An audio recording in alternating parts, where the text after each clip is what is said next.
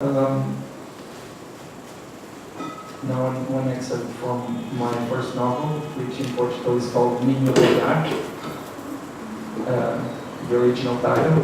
And curiously, this novel was published in the UK as Blank Gaze and in the US as The Implacable Order of Things. Neither me or the translator, Richard Zinner, were very happy about this double title.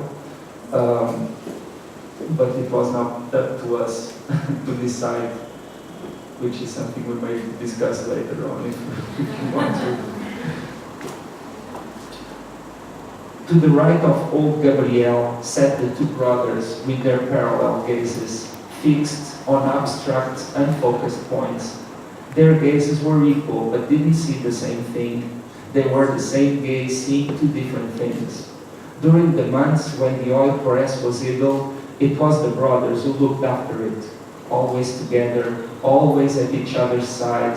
They had aged simultaneously. They had the same curve in the back, the same halting gait, and although they didn't know it, the very same number of white hairs on their heads. Many more than 70 years had passed since the clear August morning when together they emerged from their mother's womb, ripping her up inside. Old people told the story which they'd heard from their parents of how the mother, as soon as the umbilical cords were cut, looked and saw that they were Siamese twins. She died without a word a few minutes later. It was considered to be a terrible tragedy, and the whole town attended her funeral. Everyone expressed to their father their condolences, both for his wife and for his twin sons, for no one imagined that children like that could thrive. But as their mother was being buried, the babies slept under 3 folded blankets in their father's bedroom, next to the bed where their mother had bled and perished.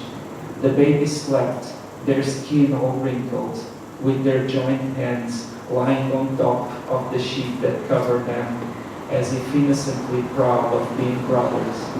And under the watchful eye of the people around them, they grew up as children do. As they got older, many people looked closely at their hands and were astonished by what they saw. The right hand of one and the left hand of the other were joined by a common little finger. They had very elegant hands with long and slender fingers, but from the last knuckle of their pinkies, the 2 fingers were fused and handed in a single fingernail. Everyone who saw this thought of ways to separate them, but the most adamant of all was the man who pulled teeth with pliers.